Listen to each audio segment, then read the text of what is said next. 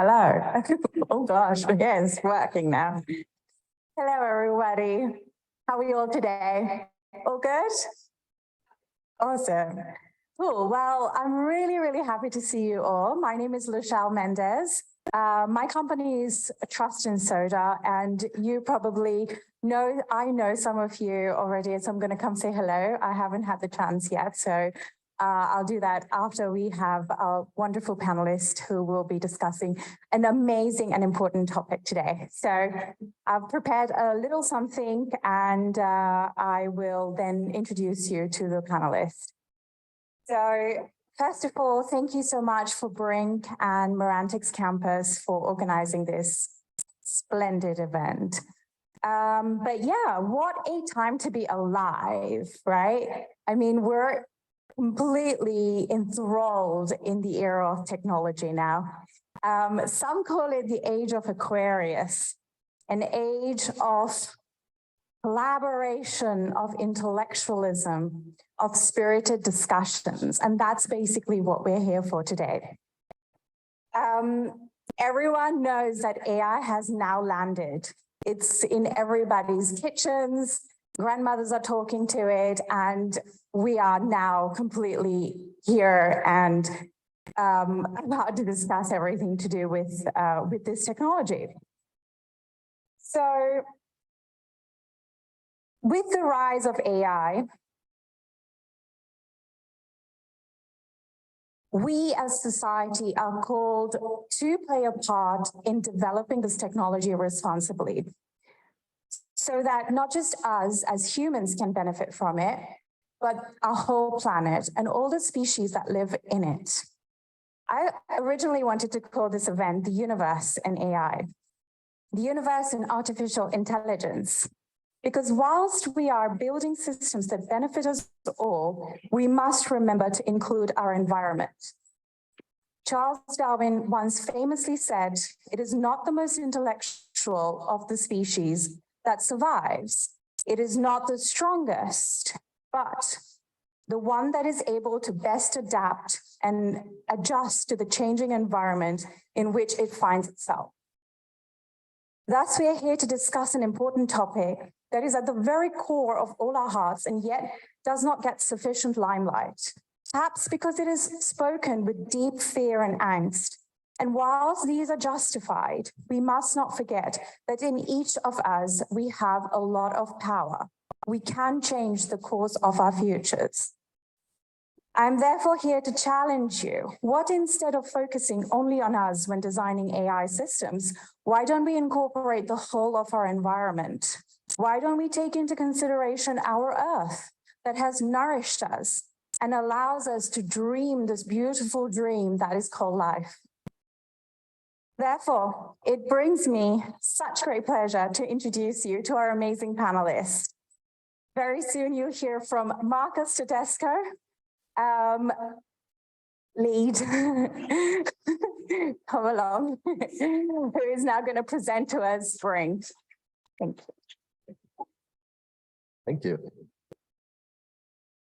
Hey, everyone. Thanks for coming. My name is Marcus Tedesco. I'm the tech lead at Briink. We are based here in the AI campus right down the hall.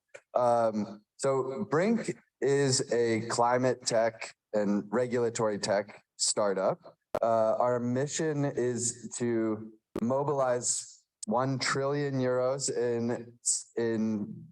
into sustainable businesses by 2032. Basically, you can think of our business as tax fix for companies for climate and social regulation. So we help companies assess their businesses against this regulation and understand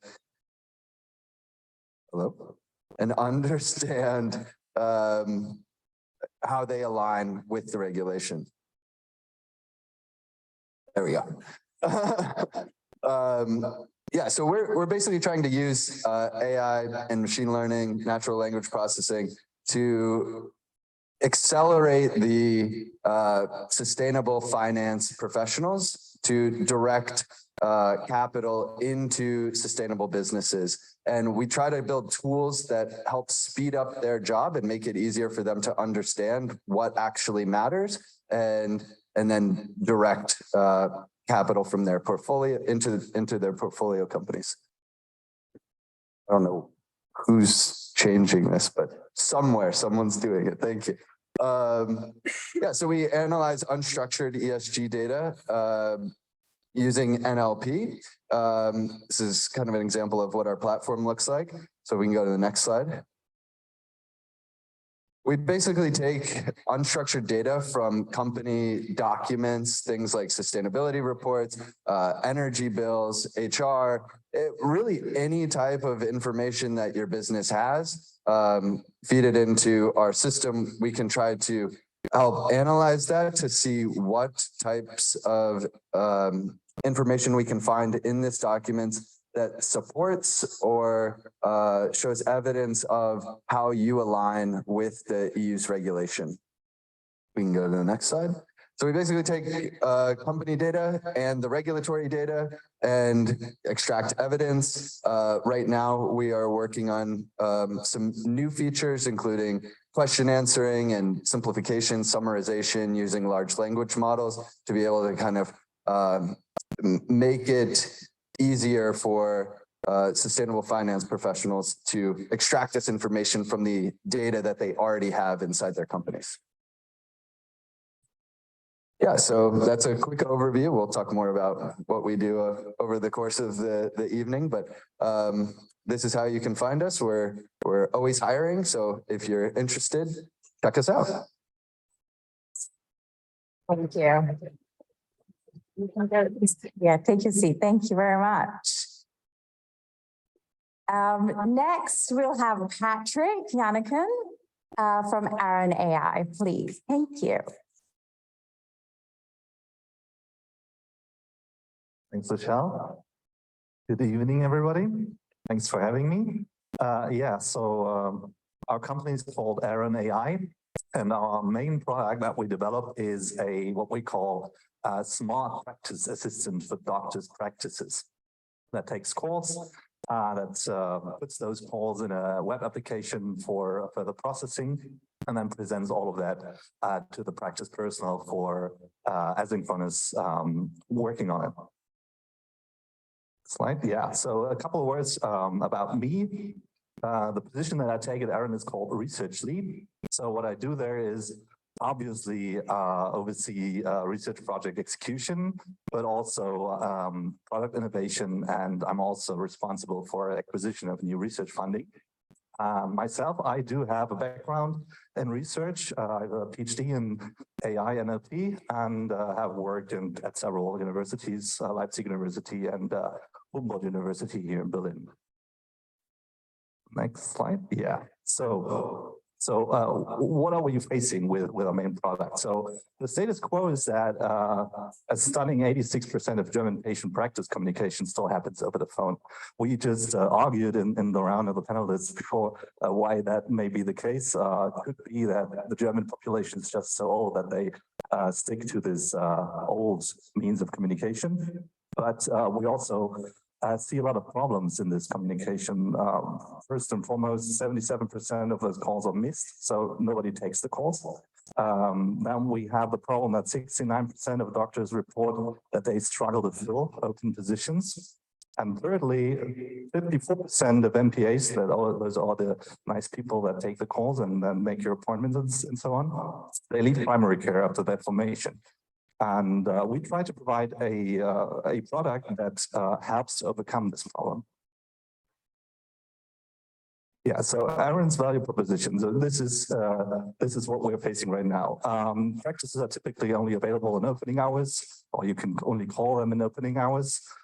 You have a massive amount of waiting time for appointments. You need to call 5 times. I don't know. How many of you have tried to call a doctor in the last couple of weeks? How many of you have got through the first time? See, that's the problem. You also have systems that just let you choose out of choose one of those 10 options and then proceed. and you have the problem of grumpy staff because all they do the whole day is just taking calls. So what are we trying to do? We try to provide instant and 24/7 reachability of the practices. We try to have the staff be more relieved and friendly. We think that easy cases can be fully automated. For instance, making an appointment, you don't really need a human in the process there. And you can incorporate cross-channel, voice and chat, whatever type of chat you want to use. You can plug in WhatsApp, you can plug in Telegram, you can do any type of cool stuff. And the doctors and also the MPAs, they can focus on what they've been really trained for without spending too much receptionist work time. Okay, so how does Aaron help? So first of all, it takes any call. There's no restriction. It can take 100 calls for one practice at the same time, no problem there. It takes up everything that the patient says and transcribes it. In the process, it analyzes everything that has been said and tries to predict the intent of the caller. So what do they want to do? And then, as I said, everything is put into a system, and then afterwards it's being presented to the MPAs, who can then work through all of the different calls and can prioritize them. And then I think you can progress, yeah. And then there will be responses. So in this nice little example here, hello Nina. So of course our clients can name their assistant whatever they like. The default is Aaron. In this case, it's Nina. So hello Nina, how can I help you today? Feel like getting a cold, really don't feel fit to work. And then the system will respond with something around the lines of, okay, I'll text you a sick note and a link to the anamnesis. I'll also inform the doc you will likely send a drug to your doorstep. Okay. And everything, as I said, is, sorry, one slide back. Everything is inside of this web application. And one feature that is really really liked by doctors and then MPAs is that we are also able to determine if a call is an emergency call. And in that case, we are going to give the patient a message, please call 112. And we also highlight that in the web application so that the personnel can call back and see if everything's okay. And next slide, some shameless self-advertisement. We are also always hiring, so just drop in, send us a line. Thanks. Thank you so much, Patrick. And next we have Gráinne McKnight, please, from Spoke.ai.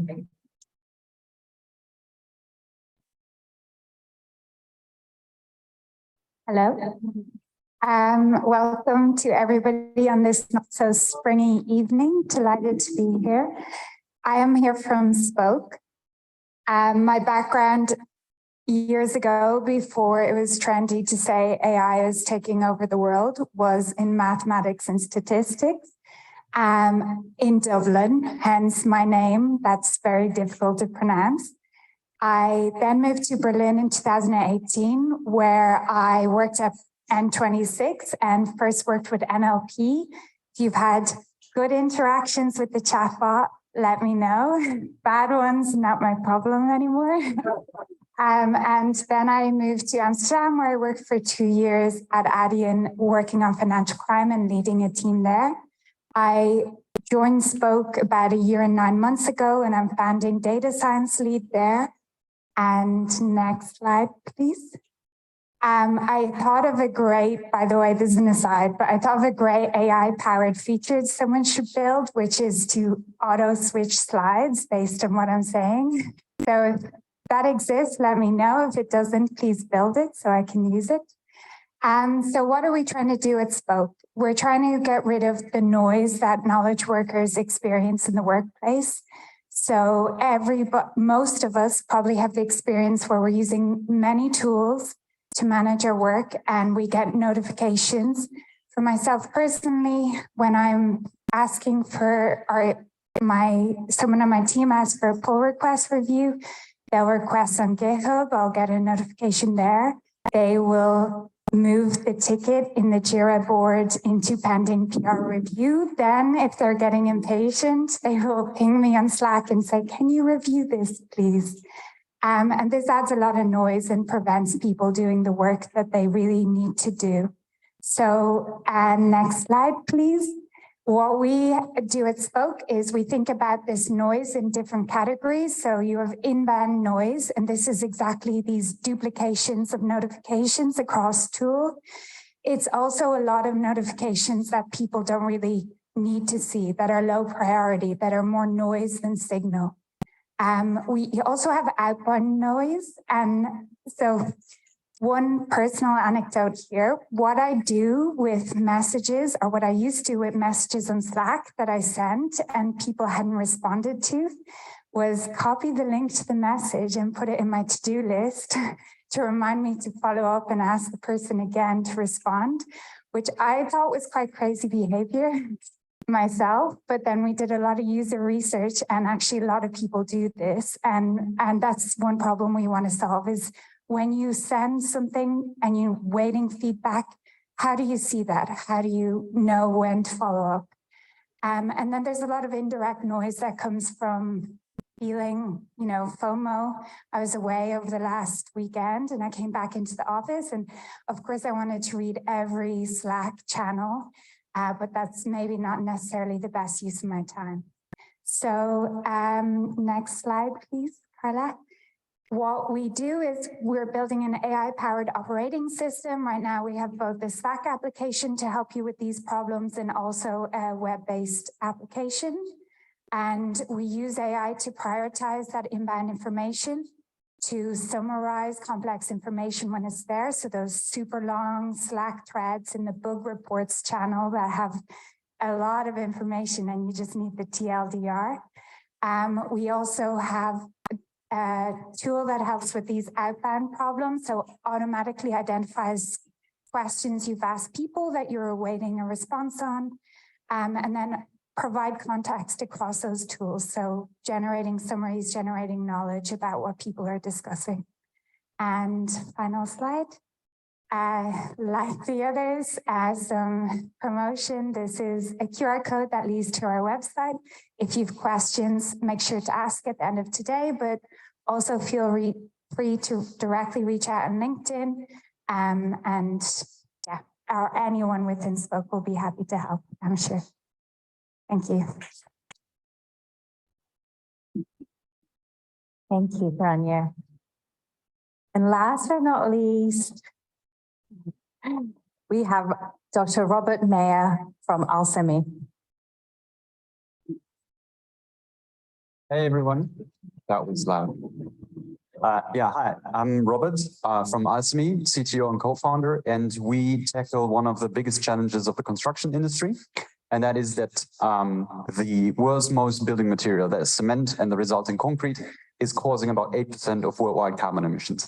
And we found a way to slash these emissions by around about half. And we can do that without building expensive new plants or buying expensive new machinery, but rather just using a little bit of very cheap sensors and some machine learning. And if our system was applied worldwide, we could cut around about 1 gigaton of carbon emissions. It's like humankind is emitting 36 gigatons. So that's actually quite a substantial amount. Next slide. So, and the idea of our company is that we develop, just the single click, that one, cheers. Thanks. And the general idea of our company was to develop a solution that can be applied to this industry immediately right now. So we are not trying to reinvent the building material and come up with some sort of moonshoot solution that could be there 5 to 7 years down the line, but we actually want to develop something that can be applied right now and decarbonize the industry right now. And for example, we did. So what you can see here is this beautiful new skyscraper of the Edge Eastside Tower, where we delivered low carbon concrete with around about 55% reduced CO2 footprint. In the last 2 floors. So the technology that we do is actually tailored to existing cement and concrete plants so that they really can reduce their carbon footprint. So how does that work? Next slide, please. So in order to understand this, very tiny step backwards. We have to understand where the carbon emissions are actually coming from. So when you look at this entire supply chain, it's like cement, concrete, and the concrete is poured at the construction site. Almost the entire carbon footprint is coming from a single production step, and that's this one. That's the rotating kiln. That's where the limestone gets heated or burned in the cement plant. And what happens is that the limestone from the quarry gets turned into something called clinker. In this burning process, the CO2 that was bound in the limestone millions and millions of years ago actually gets released into the atmosphere, meaning the CO2 emissions are inherent to the production process of cement making. Also meaning that you can't decarbonize this, for example, by using renewable energy, because the CO2 is coming out of the limestone. It's not from, I mean, the CO2 emissions also associated with heating the kiln, but the vast majority is actually coming from directly out of the limestone. So if renewable energy isn't the answer, what is the answer then? Next slide, please. Actually, the answer is that simple. So this is somehow the average concrete recipe that you see here. So there's a bit of water, there's some bit chemicals, there's sand, there's coarse aggregates, and then there's the most important ingredient, which is the cement. And cement is basically just two things. It's like filler material, and it's this clinker from the kiln, which has this heavy footprint. So this is like the average concrete recipe. And now to cut the carbon emissions, you can do a very simple trick. And that's just the next slide. And this is just replacing the clinker with CO2-free filler material. It's really that simple. But just doing this, you can slash around about half of the carbon footprint. You might now be thinking, if that's so that simple, why is not happening? And the reason is, next slide, please, that it's that simple in theory and in the laboratory, but in reality, actually applying that on a large scale is really, really difficult, because the clinker in the mix, so the CO2 heavy stuff, is actually some sort of a safety net in my concrete, because it makes my concrete very, very forgiving. So if I make some mistakes in my cement production, or if I make some mistakes in my concrete production, meaning, for example, I add too much water dosage, then a clinker heavy, CO2 heavy concrete will still be fine.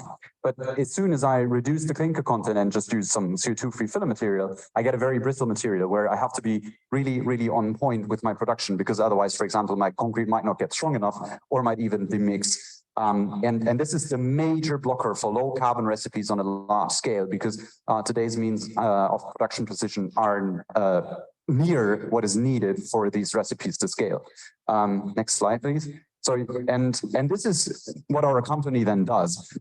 So we basically collect all the data from cement plants and from concrete plants, and we even equip concrete trucks with very cheap sensors. And then we make it happen that each and every batch and each and every shipment gets monitored, but then we also use the data not just for monitoring, but we use machine learning to predict very important property qualities, like here, for example, the compressive strength of the resulting concrete. And what we do is then we use these machine learning predictions to optimize the production process and to really reduce this variance in the production and the problems in the production. What you can see here, so before there was lots of variation, which would be a total killer for low carbon recipes. And then after our machine learning powered control system was in place, we actually reduced these variations, and now cement and concrete can get produced on point, which then unlocks low carbon recipes on a large scale. And last slide, please. So with that simple trick, we were able last year to save around about 100,000 tons of carbon emissions, and our goal is in 2030 to mitigate 100 million, and then next decade really tackle the gigaton of carbon emissions being saved. Thank you very much. Thank you so much, Robert.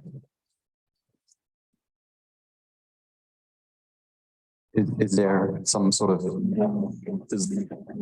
proposed seating like this? Okay. That's good. Awesome, thank you. How amazing was that? A round of applause once again for all of our panelists. Yeah.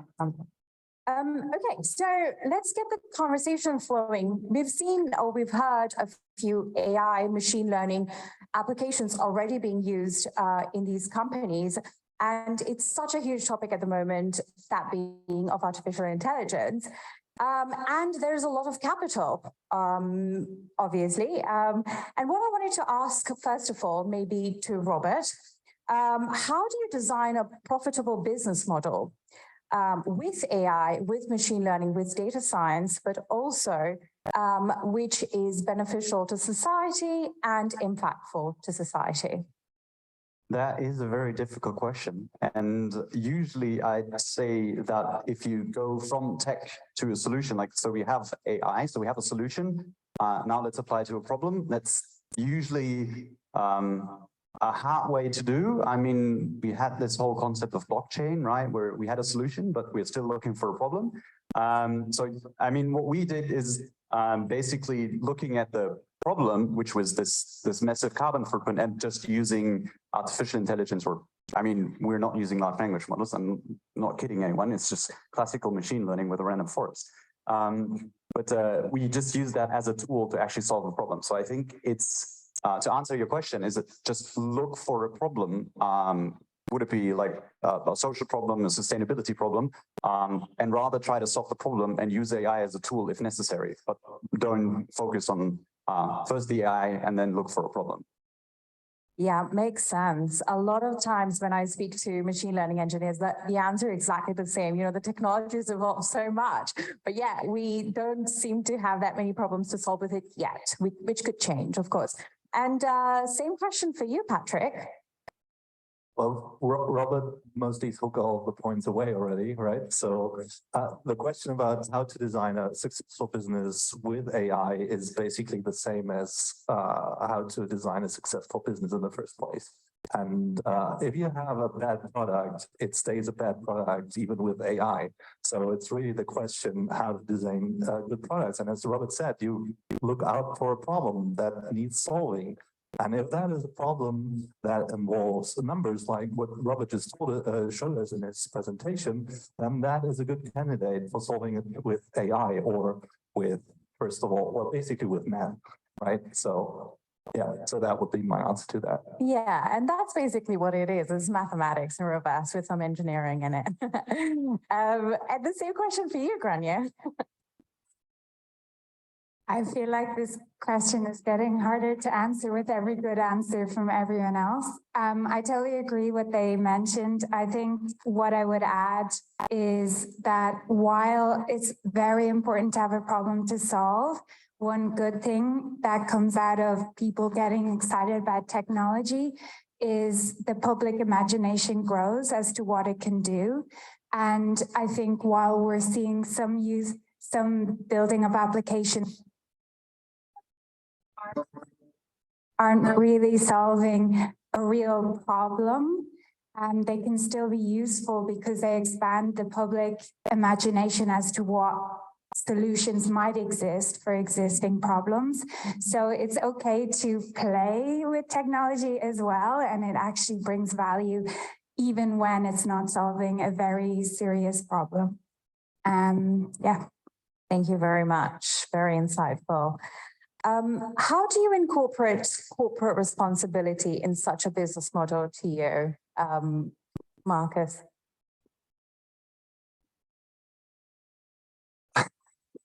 Good question. I mean, I think corporate responsibility is something that's not unique to businesses that use AI. It's any type of business, same rules apply. The specific things for machine learning and AI, you know, what kind of, if we're training models, what kind of energy we're using, if we're trying to create labeled data sets or do kind of the pre-work to build these models, making sure we're paying people living wages and things like that. But I don't think there's much of a difference between AI focused businesses and corporate responsibility and any other business in the world that also should be responsible in their corporate dealings.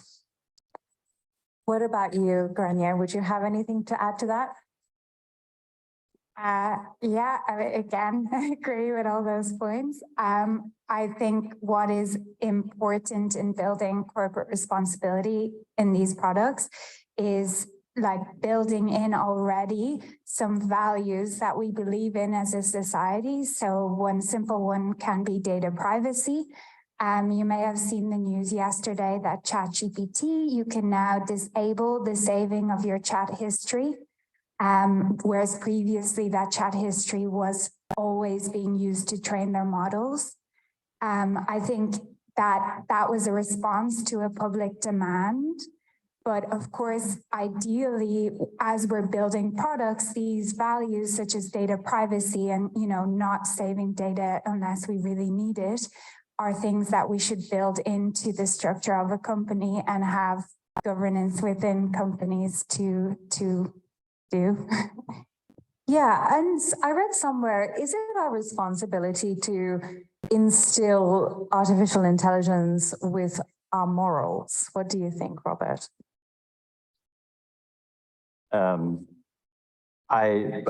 until recently, I thought this paperclip analogy was kind of very silly. So where this AI basically eradicate humankind because somebody said, hey, just do paper clips, and then it just optimizes until everything's a paperclip.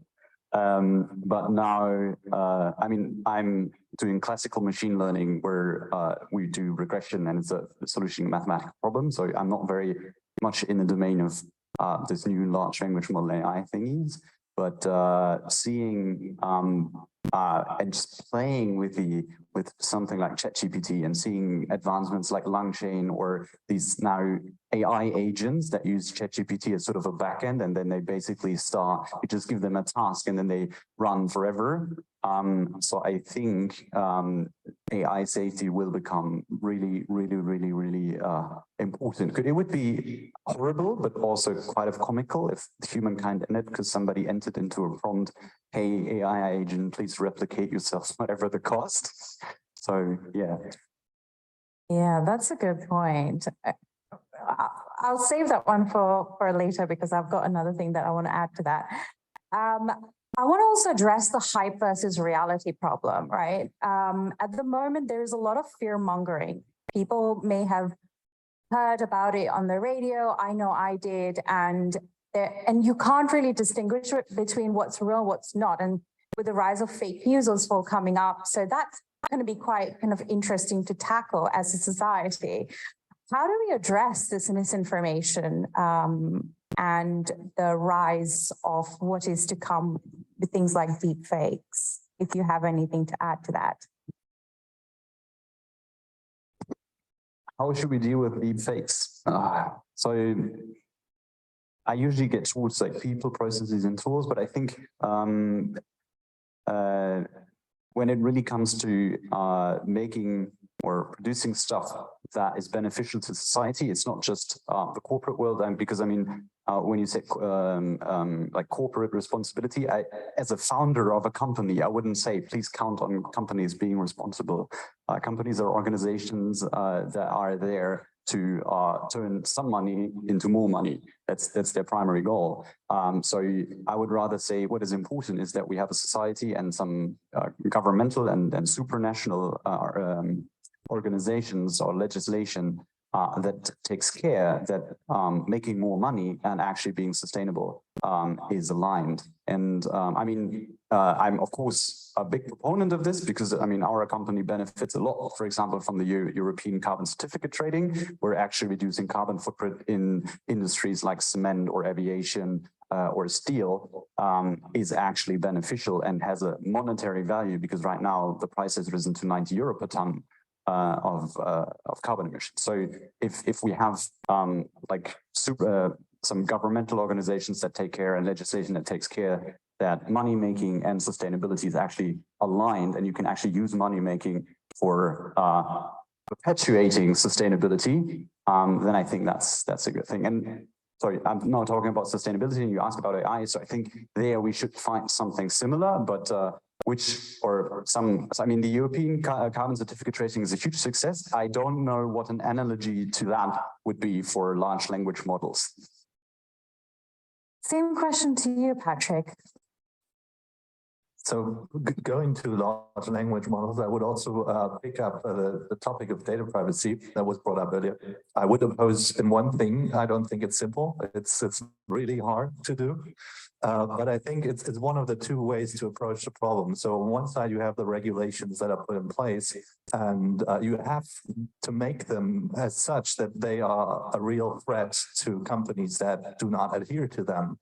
And then you can approach it from the other side and just be boring and adhere to the regulations. And with the GDPR, I think we have something when it comes to data privacy, something very powerful in place in Europe, but also working at a company that deals with medical data. I can tell you, sometimes it's a real pain to get everything in place and to be really data privacy friendly, but it's worth the effort for sure. And that would be my answer to the question. Really adhere to the regulations. The regulations must be strong enough to take effect. Yeah. What are we seeing with regards to the regulations? Can you share anything with us if you know anything? Well, first of all, you need to have a legal basis for everything that you do. For instance, if we want to use any data that has been processed by doctors, we would need first to get a legal basis for that. And we try to approach the problem through anonymization, because that basically takes the data out of the realm of GDPR, because if you can prove that you have anonymized the data so that there are no reconstructions possible that point to certain individuals, then you can basically use the data freely. And that is our, that would be the way that we're trying to push towards to. Excellent. Let's address the elephant in the room. I'm not sure whether you've heard of the Elon Musk letter. Has anyone heard it? Raise your hands if you have. Okay, a few of us. Let us talk about that. So maybe to you, Marcus. Can you explain, first of all, what contains in the letter? And secondly, what do you think about it? Sure. So I think the letter in general is just basically a public request for any AI companies to slow down development and basically pause training of new, mostly large language models, but just AI advancements in general for 6 months.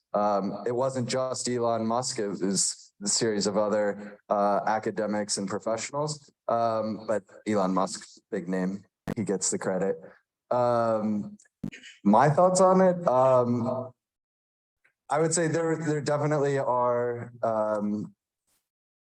people that were included in that letter that have legitimate concerns and real fears about the advancements of AI. Going back to your question about fear mongering and misinformation, there are legitimate fears of the advancement of general artificial intelligence or artificial general intelligence.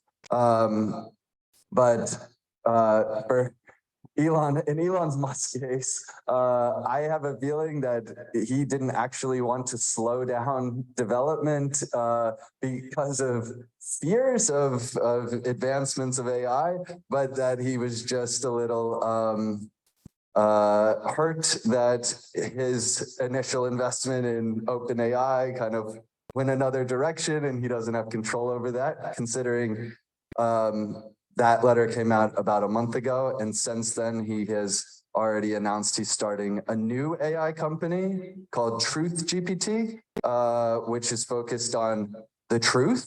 I don't get the impression that he actually wanted to slow things down for humanity's sake, but more that he was afraid companies were going to get too far ahead and wanted to slow down the competition.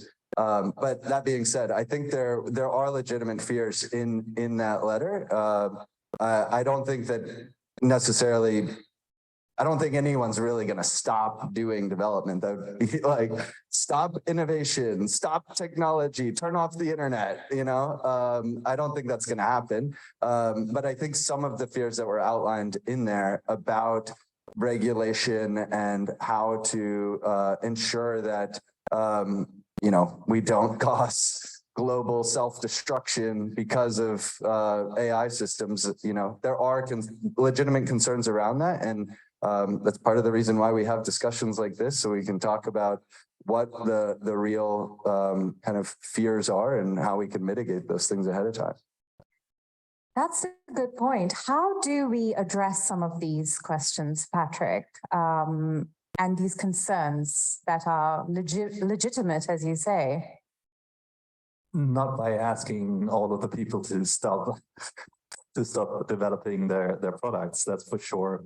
I just wanted to add to the previous question that especially, so I do agree with those legitimate concerns, but in the special case of Elon Musk, but also maybe Steve Wozniak, who was also I think related to that, I think it's both hypocritical and naive at the same time, because they never slowed down in any way. When, I mean, you don't slow down if you have made $50 billion in your life. Yeah, well, to address those concerns, I mean, I'm basically repeating myself. It's like, yeah, we need to have the discussion as we do have now and in the wider society, and there need to be both regulations and there needs to be the sense for introducing guardrails for these kinds of systems. For us in particular, we do have a lot of discussions about that, and we have thankfully some people who always pick on that topic. We need to have guardrails. We are working in the medical area, and we cannot do with 99.5% the probability that everything goes right. No, we need 100, because we are basing our business on trust between patients and doctors, and if we mess that up, then we will lose everything. So yeah, developing a conscience in that direction and having the regulations, that would be my sense. What do you think, Robert, to you, as a society, individually, how can we take responsibility about some of these concerns in those letters? I mean, also not to repeat Patrick, but as I said, I wouldn't count on companies, but rather on regulatory bodies. So I mean, people always sigh when you talk about regulations, and I know, for example, GDPR can be a pain in the arse when you work in the sector. But it doesn't need to be like completely regulating, but we somehow need to, for example, be able to in a very genuine and helpful way price all sorts of externalities. I mean, now we're talking about these very apocalyptic scenarios where AI is taking or eradicating humankind. But I mean, in the more near term, what will happen is that the job landscape will, of course, change for a wide variety of jobs.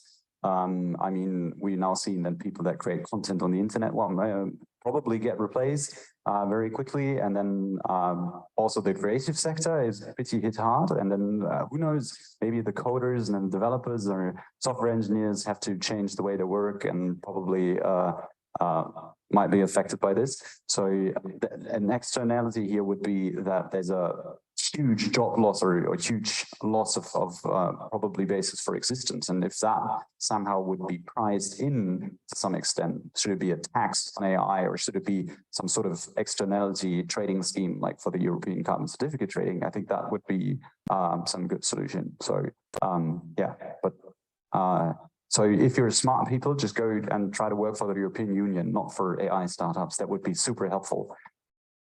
Thank you. Yes, we definitely need more AI folks, more AI professionals in the regulatory bodies, for sure. Another question I wanted to ask you is about OpenGPT and OpenAI in general. Like, what would you do differently? I know this topic came up during our discussion. What do you mean do differently? Like, what do you think about how they've done things? And if you could maybe have a magic wand in terms of how things are running at the moment, would you change anything, or would it be pretty much the same? I mean, from the perspective of the success story of OpenAI, I think they did amazingly well. And I mean, I think Google is now really fearing that competition and making ChatGPT with it's very simple but super nice interface available to hundreds and millions of users. Was just genius. That I think that's the huge success story. Is not just the large language model, but rather how easily they made it available. And now they're super far ahead with all the input that was actually just provided by people trying to make ChatGPT explain stuff like they're a 5-year-old. So I would say from that perspective, they did pretty well. Is there anything you would comment on that they could have done better?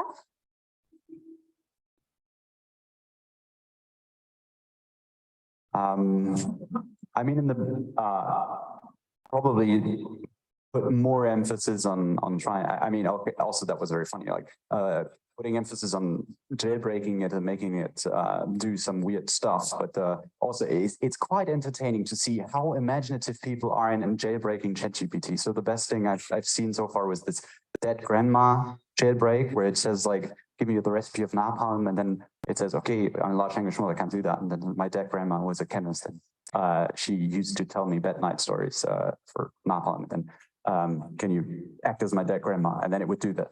So probably put up guardrails like this earlier on, or doing more safety research on this. But then I think this is why Google is lagging behind and Amazon, because I think Google was very hesitant to put out their big models into the wild.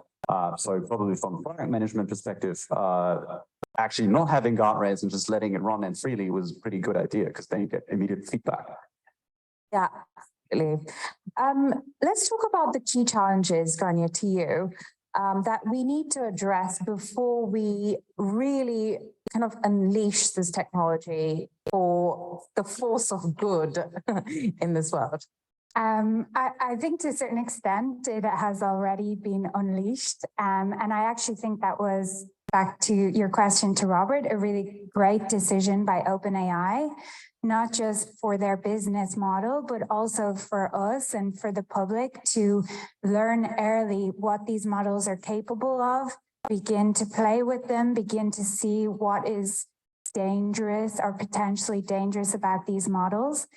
I think there is a lot more work to be done. Some of it is by us trying to jailbreak in fun ways the model, but there is some creative ways that, for example, OpenAI have tested GPT-4. You may have seen some of this, but one somewhat scary example was they gave GPT-4 a task of trying to get past a CAPTCHA, thank you, which of course is meant to detect AI and robots. And it was able to do this in this earlier iteration by hiring a human to do the task for it. And the human who was hired for the task was actually quite a responsible human and actually challenged ChatGPT, like, why are you asking me to do this? And I believe, if I remember correctly, that GPT-4 gave quite a sympathetic story of, oh, I have a visual impairment and I'm not able to do this. Could you please help me out? So I think a lot more of that kind of work needs to be done, and not just by OpenAI and not just by individuals playing around with GPT, but everybody.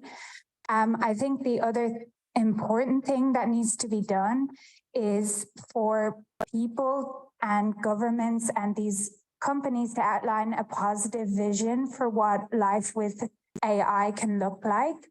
We have so many popular culture like references to go to for the bad case scenario. But it's hard to imagine a world where, okay, AI really frees us up to be creative, to avoid noise in our workplace, to build really cool cement. And I think like someone needs to be out there telling that positive story, so that when we do run into roadblocks, we have that as a sort of North Star positive vision to work toward. That's a beautiful answer. Thank you. What about you, Robert? Can you add to that? That was very That comprehensive. was a very good answer. Yeah. Okay. Let's leave it at that. Let's talk about, your company using machine learning. I know that you've mentioned a lot of times. So is AI really needed, or a simple regression model will do? I mean, usually it's called artificial intelligence when you talk to investors. It's machine learning when you talk to job applicants, and it's linear regression when you implement it. So, yes. That's really good. Let's leave it. That's a great answer. What's your tech stack look like? How is it built, and how is it used in your final product? So we rely on it, of course, heavily on the Python ecosystem. So for us number crunching, it's NumPy, SciPy, and Pandas. Of course, machine learning models, as I said, is very classical. So we use a combination of linear models and random forests. We tried deep learning. We tried PyTorch for fun, but it didn't improve. But it was a fun project. So there, of course, it's scikit-learn, and then I mean the majority of the work actually doesn't go into the machine learning models. They're actually fairly tiny. The vast majority of the work is actually trying to integrate into like legacy systems and cement and concrete plants. This is really a challenge because they sometimes have software systems that are backdating quite a decade or more. So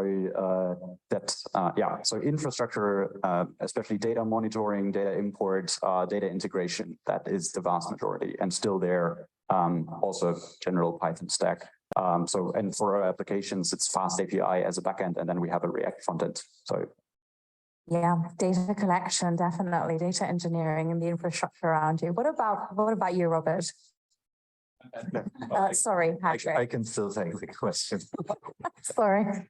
So for us, it's not that easy or that simple. As I said, we're dealing with phone calls. So the first thing that comes into play is a voice over IP middleware that takes the calls and sends all of the data to a speech transcription system, which is a deep learning model.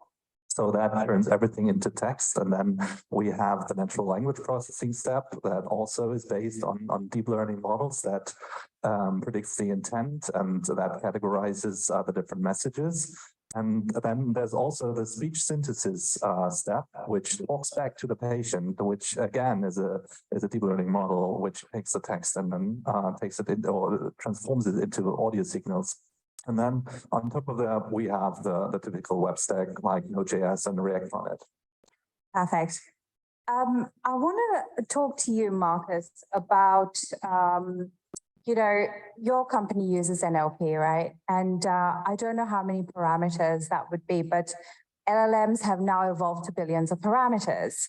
The Economist wrote about how the model has gotten so large that it is using a lot of energy. And I've got some really interesting facts here. So training GPT-3, and I read this in The Economist, for example, uses 1.3 gigawatts of electricity, enough to power 121 homes in America for a year. Can you speak about this a little bit, and how does your organization address this energy consumption issue? Good question. Yeah, that's a lot of energy. I think in terms of like doing model training and the energy required to do that, in many cases, you normally just have to train it once, and then you can, tune it, continue retraining it after, much lower cost and a much lower energy expenditure. I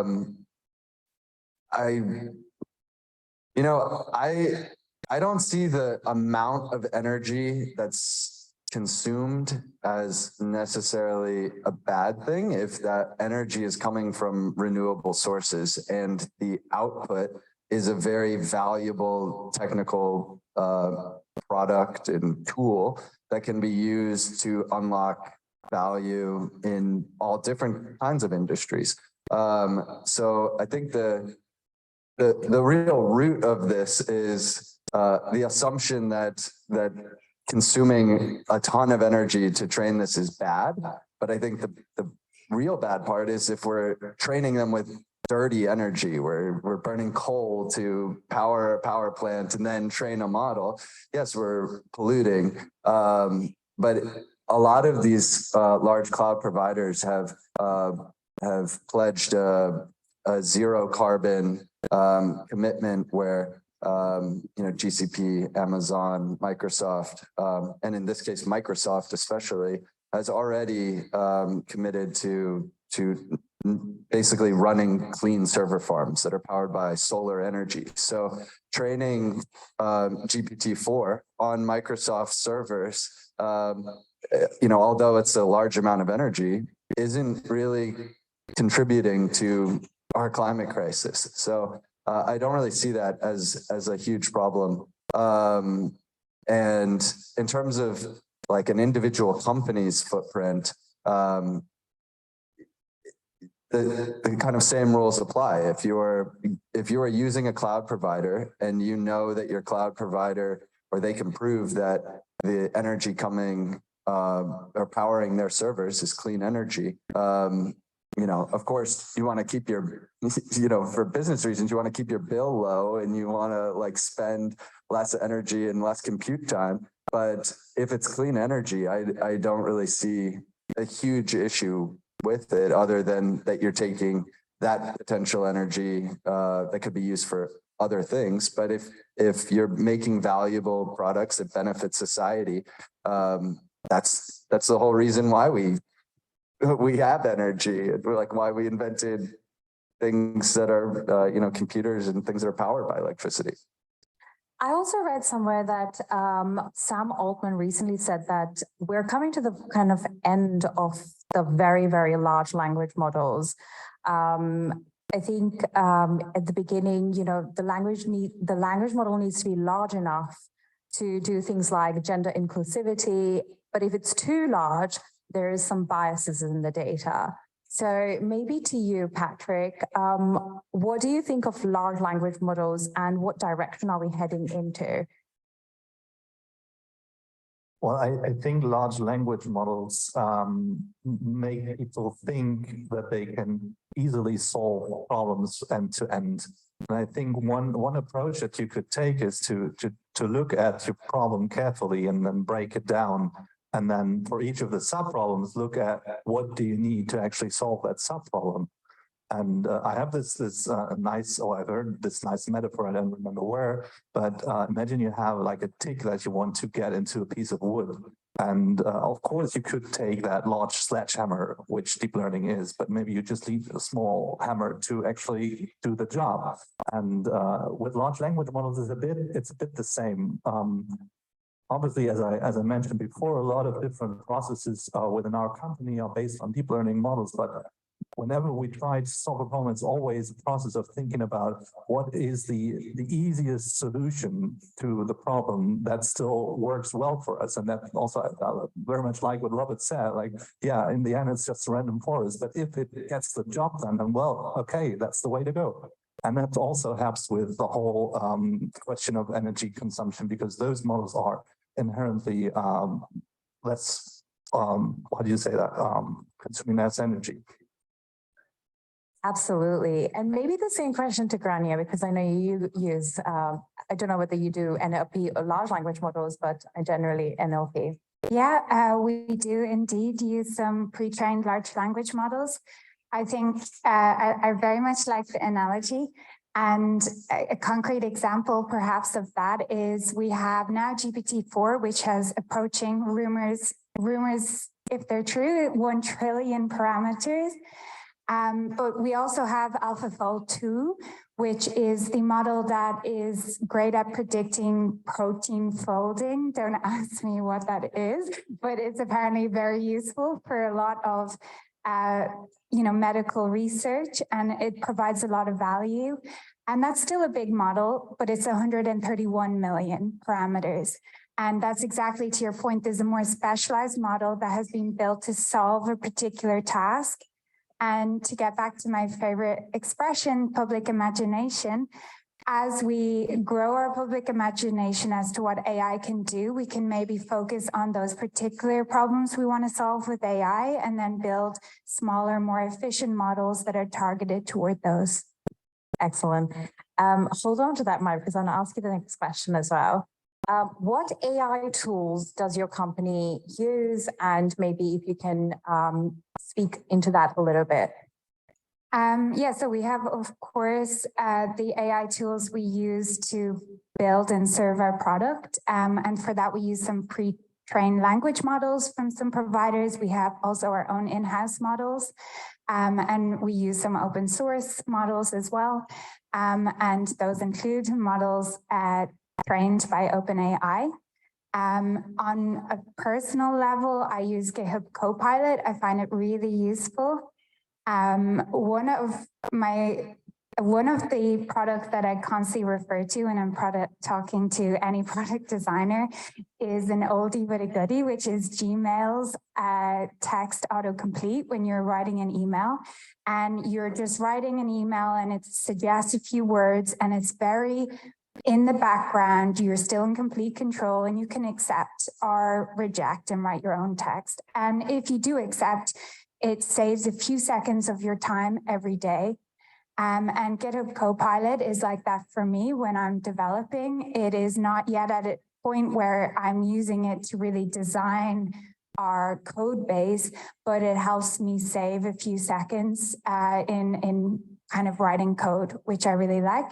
I also really like Grammarly because my spelling is terrible, but to the point that you raised about simplicity being sometimes best, Grammarly, I believe the vast majority of their features are non-AI based and they're just simple rule-based rules.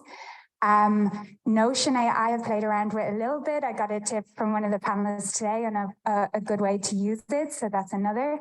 And I also spend a lot of my day talking to ChatGPT because precisely for those more difficult sort of design questions, or in my case, often just trying to figure out regex, I will ask ChatGPT for help with some of those things. And all of these I find really useful. Yeah. Thank you. What about you, Robert? I mean, in our company also, GitHub Copilot is very much liked because it really saves you multiple seconds or even minutes of coding. So, and then, yeah, I'm also a fan of Ask AI of Notion recently because it's super nice in summarizing text. Yeah, I mean, we don't use large language models as a service, or we don't provide this. So the AI tools there, as I said, scikit-learn. I'm very curious what we might try in a little hackathon is because that now, I mean, now language actually can function as a sort of a data storage, and especially in cement and concrete, a lot of knowledge is still in very old papers.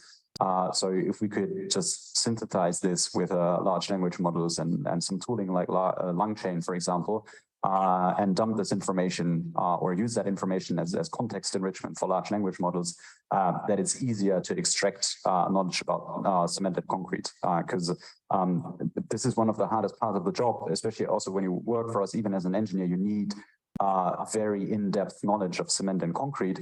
And getting that is rather difficult because there's no Stack Overflow for cement and concrete. Absolutely.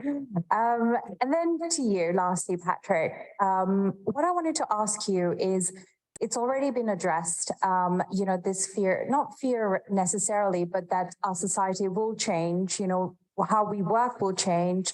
How do you address some of these, you know, maybe concerns that some of your staff may have, that they're going to be replaced by AI? Well, my usual answer to that is you're not going to be replaced by AI, but you're going to be replaced by a person that is better at working with AI. So I don't see, I mean, I understand that fear, but I personally do not see it. I don't see the threat to jobs in that, you know, in that largeness. So To answer the question, currently we do not have these concrete concerns in the company that someone is going to be replaced by AI or with AI.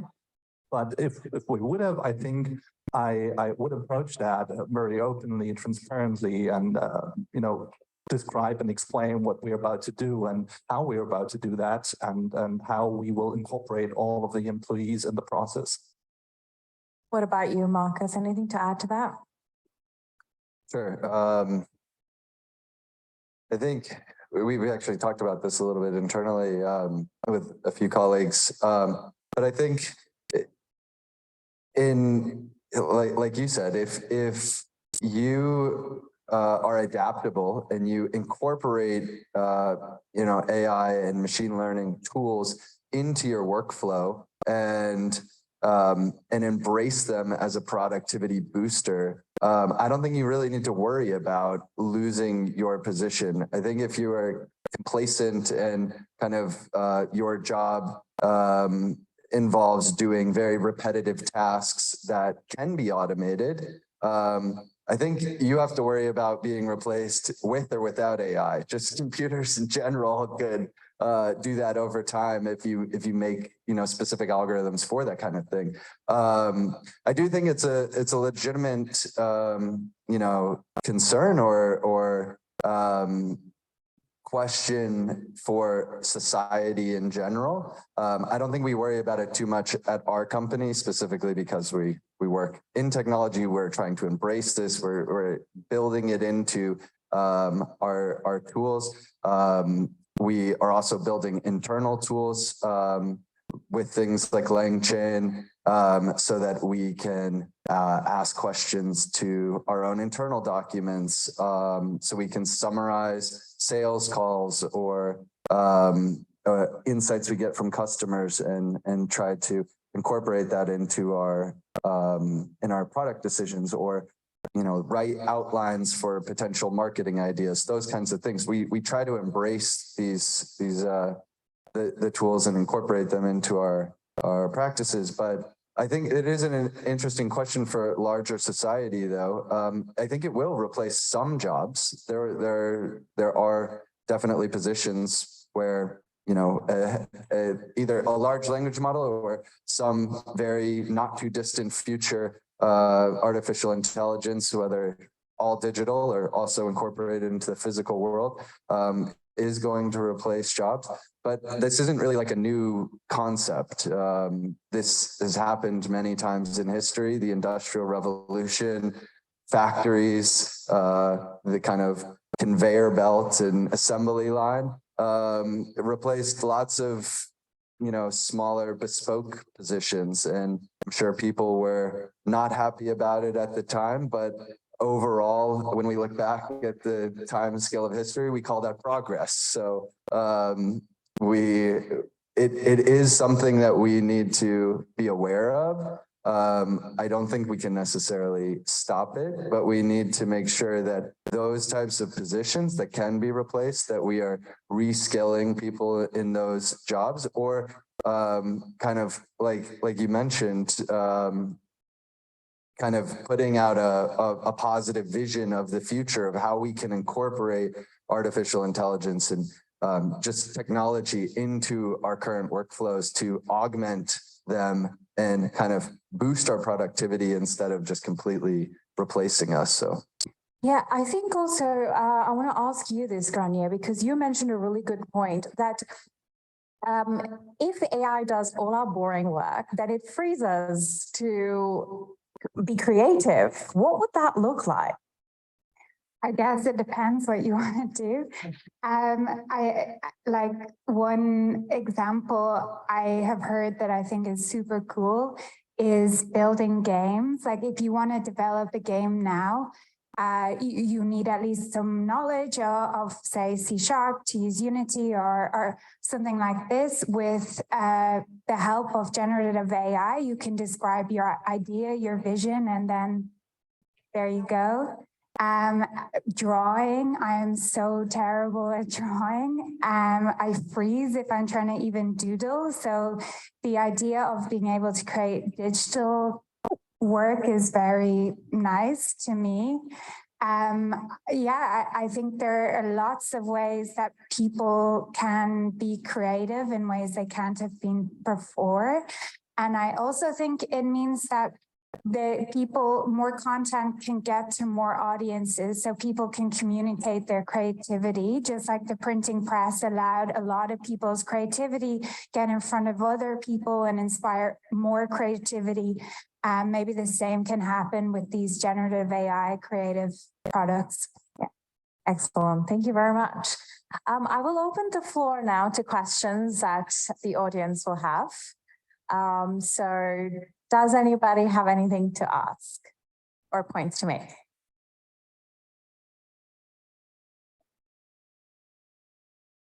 Hello, thanks for the panel. I just wanted to follow up a little bit on this question. You know, we discussed the open letter and some implications that might have. And you were also mentioning that some of you were using like LangChain tools and stuff like that. And I probably assume you've heard of AutoGPT. And the moment you use those tools, the question I would have is like, how much are you concerned with the misalignment issue? And because those tools can get out of hand quite quickly, and also ingesting data by a language into your production environment can basically cause security breaches, especially if they're linked to this kind of loops. So is anyone of you concerned with alignment or intention issues? Well, since I have the mic, I might as well chat. I am definitely concerned with alignment issues. I think it big and small. So like every machine learning engineer has had the experience of really trying to define what is it we're actually trying to do with this model, and how do we communicate that in code, basically, so that the model understands what we're trying to achieve. So yes, concern with that on a micro level. On a macro level, I think we have an alignment problem, not just for AI, but with our entire like society, right? Like what Google and what Facebook are doing, their goals are not necessarily aligned with our societal goals as we would define them. Right now, their revenue models are based around advertising and serving up content that is often not the funnest to read to you, me, everybody in this room. That to me is already an alignment problem. They are massive companies building these models, developing them, and their goals are not my goals and not, I believe, most people's goals for society. So I think when I think about the alignment problem, I'm worried, but not specifically necessarily about AI, but also about the companies that control AI. You know, governments aligned with our goals? Often not. Like misalignment is everywhere, I think. So yes, I'm worried.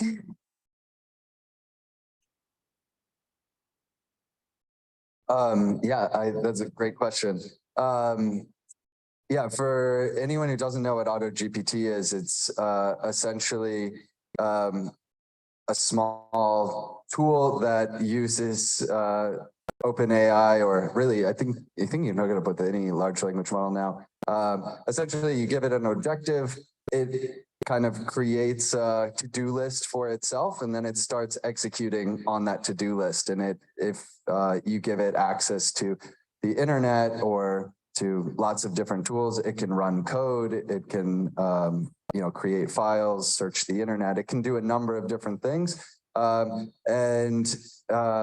You can basically either have it just stop each time it tries to do something and check in with you and get feedback, like, am I allowed to do this? Or you can run it in continuous mode where it'll just keep running and basically talking to itself until it gets to when it decides it completes its objective. This is definitely a really interesting kind of first glimpse at what a general artificial intelligence might look like. Playing around with tools, well, this one specifically, Baby AGI and some other ones. I definitely think that we actually had this conversation internally yesterday. at the moment, this is not, these systems, like you can't trust a large language model to do everything for your entire company in a production application. You really have to put some guardrails around it. I would not feel comfortable just spinning up Auto GPT and saying like, here's your task, like this is what the customer wants, go do it. You know, like that definitely could lead to some really unforeseen and potentially very bad consequences, especially when it has full access to the internet. However, I think there's a lot of interesting concepts that come out of that, and with other tools like you know, LangChain and lots of other open source tools that are built on top of language models, this concept of kind of building agents and building kind of, you know, things that have certain abilities. So you might give an agent access to the internet, or you might give it access to your database, or you know, a number of different things, and you kind of give it the guardrails of saying, this is kind of the capacity that you can work in. Here's what you are allowed to do and what you're not allowed to do. And that's kind of how I'm thinking about it as we like are incorporating large language models into our application, is that kind of give it a smaller scope of what it's allowed to do and what it has access to.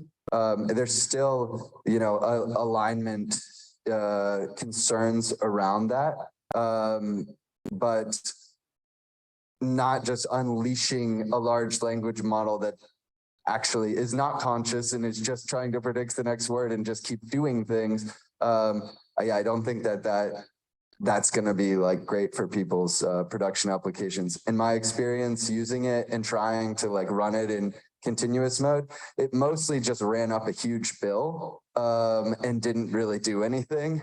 You know, you give it a task, like if you give it something with a very defined objective that has a very specific end state, it's fairly good at it. If you asked it to like, you know, do some math or something, and or like do market research and then spit out a table with, you know, the results, it's fairly good at that. But if you give it a more vague objective, it creates a to-do list, it starts executing on the to-do list, and then it really kind of gets lost in the details there and over optimizes on these smaller subtasks that really are not, it kind of gets lost in the details and kind of forgets its overall goal. And then all of a sudden you've like eaten a ton of tokens, and there's no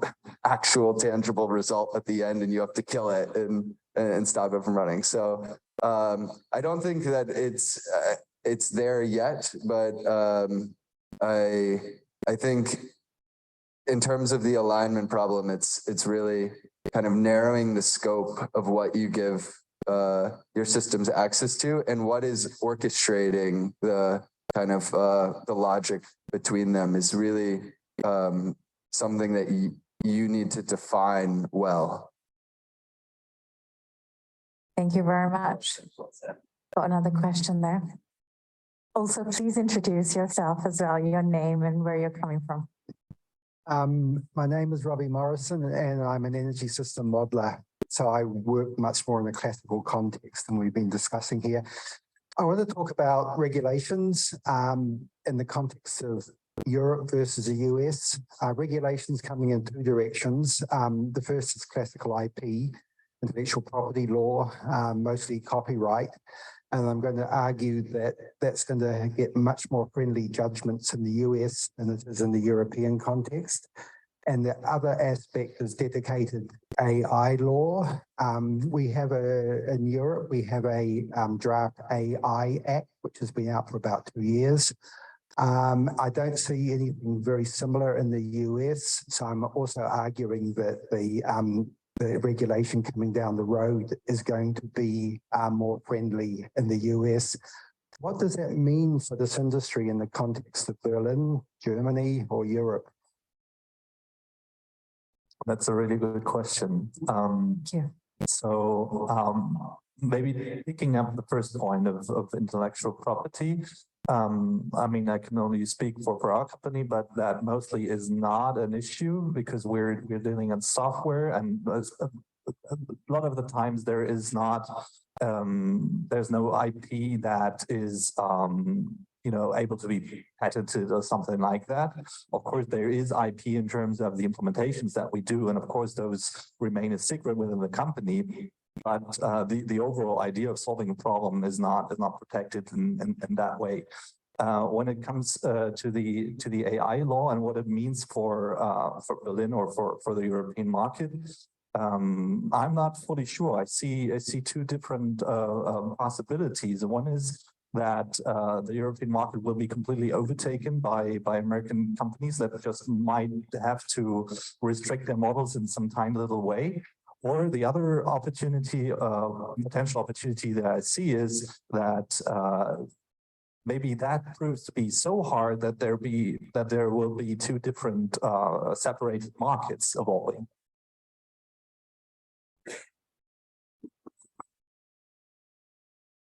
Anybody else wants to add to that?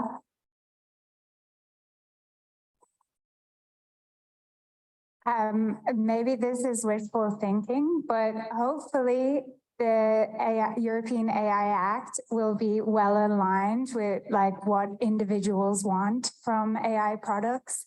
And if that is the case, then I think it sets up the European industry well, because I think we've seen in Spoke, for example, we support users with an incognito mode where they can really choose not to share their data and save it within Spoke. And that's something that users want and demand. And it's something that's encouraged by GDPR. Whereas because such regulations don't exist in the US, maybe that's not built into products in the US. So if the regulation is good and aligned with what we want, maybe it's an opportunity to build products that appeal to everybody, because everybody has concerns about AI. Thank you. That is a very interesting question and very difficult to answer as well. Anybody else? Yeah. Please introduce yourself. So thank you for a really interesting discussion. My name is Shabir. I work as software product manager for different Berlin startups. I have 2 questions. So one for regarding I think Patrick, you mentioned that you need to have 100% really accuracy because you are working in medical. So question is, have you already built automation as a result of what you, for example, extract out of the AI, that it can maybe make a appointment or generate a medical medication, recommend medication? And in that case, and maybe you could give us some insights on how do you really make sure that the end result of that automation would be obviously it would be safe, and I would just take the chance to ask 2 other questions, and then and the second one to you, Marcus, is so you created those ESG reports, and question is, I think it's more a business related question on what concrete value, for example, where have you been deploying this in business? Like, where are these reports admissible? For example, are they feeding into some index, or who are the actual consumers of these reports? And the general question for everyone, and then you can choose to answer, is about the deepfakes. I think that was a very interesting question, but I think our discussion went into a different direction. I think the question, like the deepfakes, this is a very, very big fundamental threat to our democracies.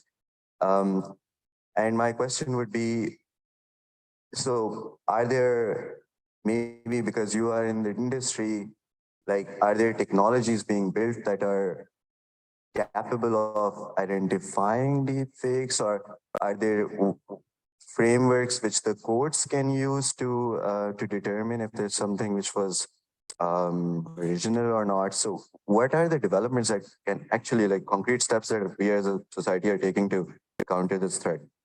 Thank you. Thank you very much. Great questions. Okay, I will try to take the first question, which was about, did we already implement like the generative aspect of that in conversations? And how do we ensure 100% accuracy or what safety?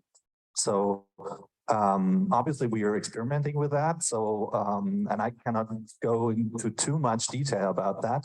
But the key to reaching these 100% safety is, again, and I'm repeating myself and the group here, is finding good guardrails and restricting the access of the system, and also breaking down the problem into really small bits and pieces, where it's for us easier to check if the answer of the machine is actually 100% accurate or not.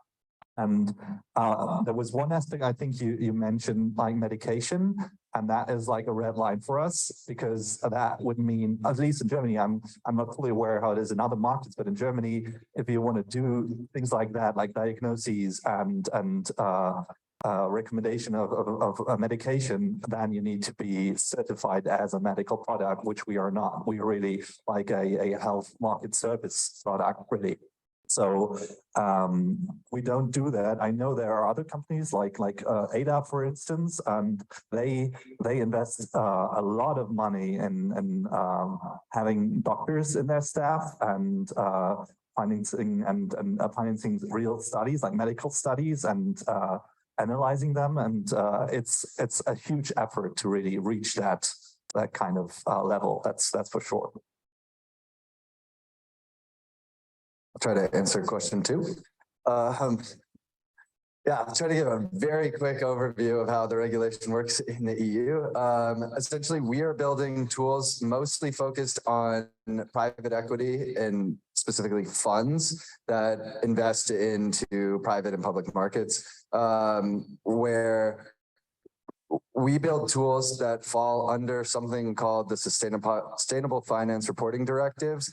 So the EU has something called the EU Taxonomy and something called Principal Adverse Impacts, which are reporting directives. Well, they're regulations, and they have reporting directives of like how you communicate your data. So the output of what we produce, there's kind of 3 different types. There's the actual export, which is required by the EU. You actually have to send them kind of like all of your data, and here's how we did, here's how we aligned against the different regulation at the end of every year. You've got the internal kind of like stakeholders. So inside of a fund, then kind of publishing it to the LPs and saying, here's how our fund did, here's the details internally. And then you've got the public disclosures. So things you put on your website, which are kind of like the overview, the headline of how you did against the regulation. So we try to help walk companies and funds through the process of what this regulation means.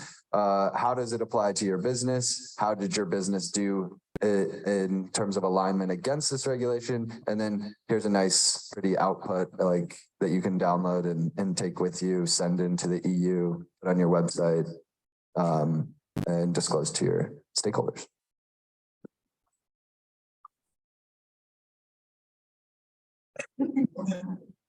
I'm not very familiar with the space of detecting deepfakes, so sorry. I mean, there was 0 GPT, but I think it said that, I don't know, like classical literature is AI generated, so I think Shakespeare was AI. It was one of the answers 0 GPT gave, but maybe you know more.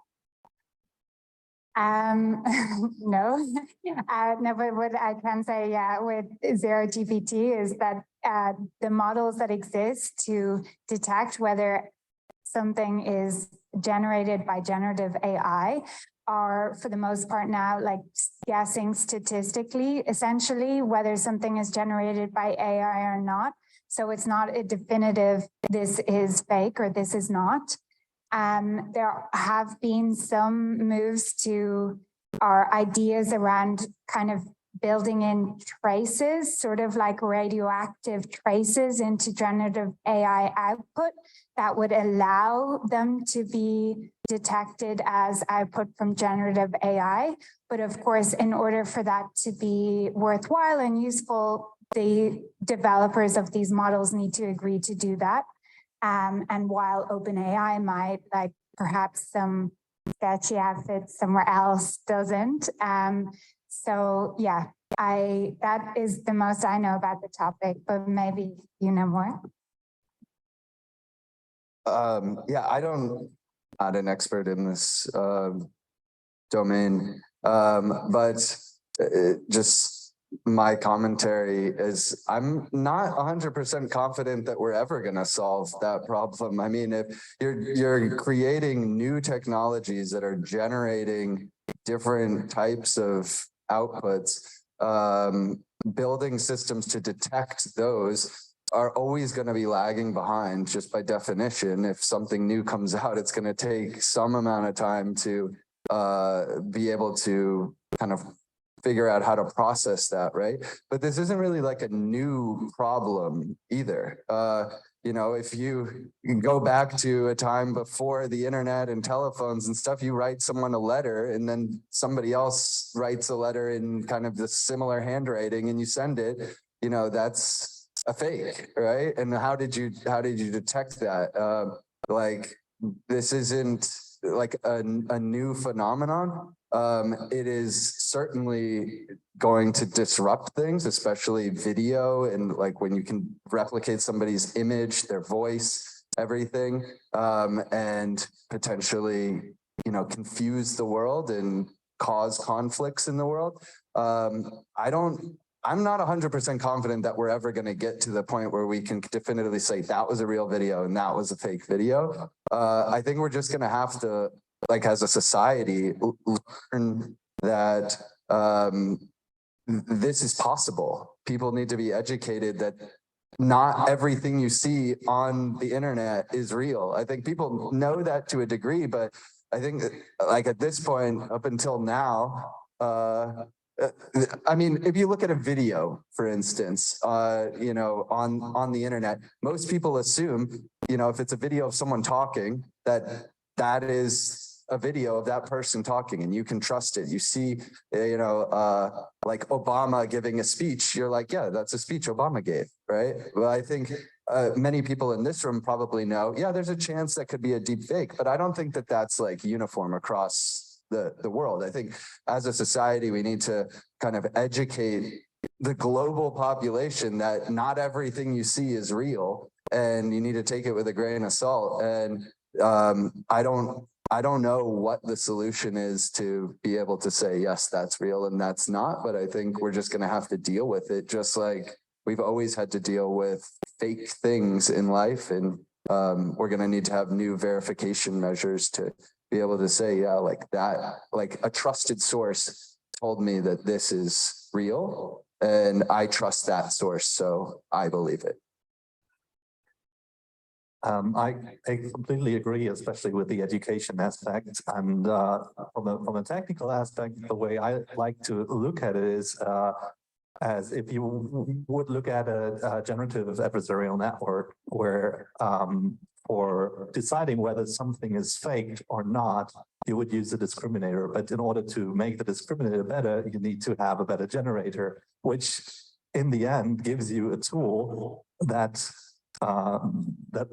creates better fakes. So it's like an inherent problem. And then, yeah, again, repeating myself, I completely agree with everything that was being said before. We need good education that this is actually possible to make, and that you always have to be on the lookout.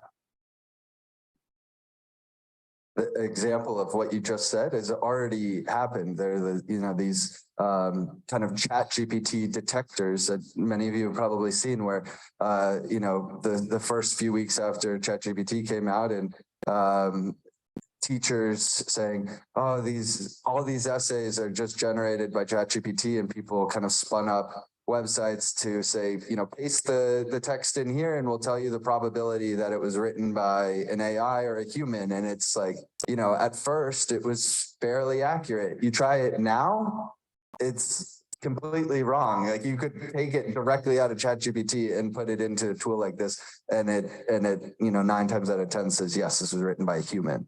So it's always going to be like a catch-up game. We're just going to have to learn to live with that and kind of verify our sources by other means than just by reading it and believing it. Thanks very much. And I also wanted to add that, as society, I feel like we're so much more powerful with AI, right? It's a tool at the end of the day. And so with more power comes more responsibility. So we really need to take personal responsibility into shaping this. I think we can certainly do that. And that kind of comes to the end of our discussion. Thank you very much to my panelists and to you, the audience, who've been so marvelous. There's some refreshments here at the back, and welcome to the networking session. Thank you.